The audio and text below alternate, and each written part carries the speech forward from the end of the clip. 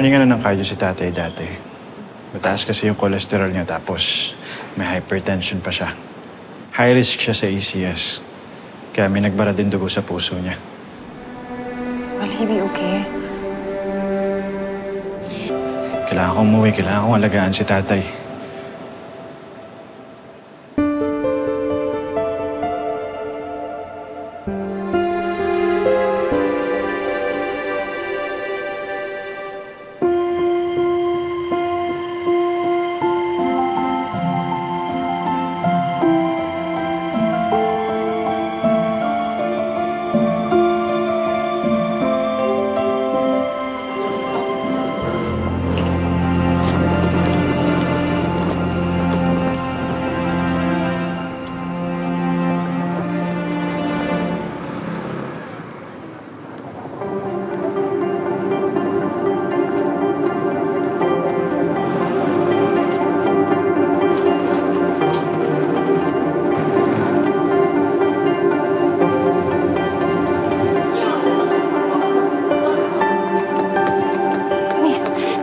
Excuse me.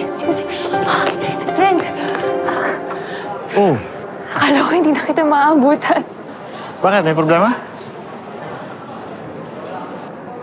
Ang problema, namiss kita.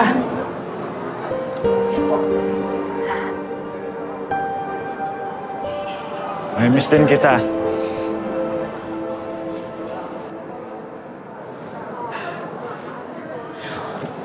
I want you to have this.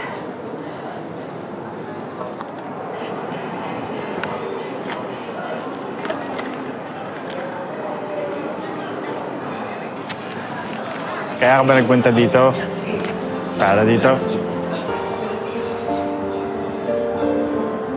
Tulong ko yan para sa tatay ko.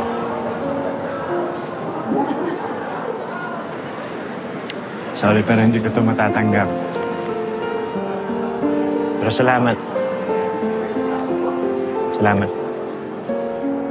Okay. Basta ha, kung may kailangan ka, kahit ano, let me know.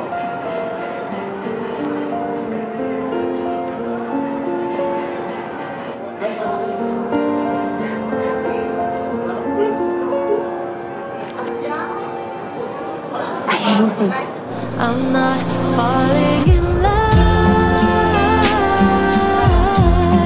I hate you more. I'm going through, but I couldn't get you off of my head. I will not pretend. Can't stop writing songs about you. I think I'm falling in love.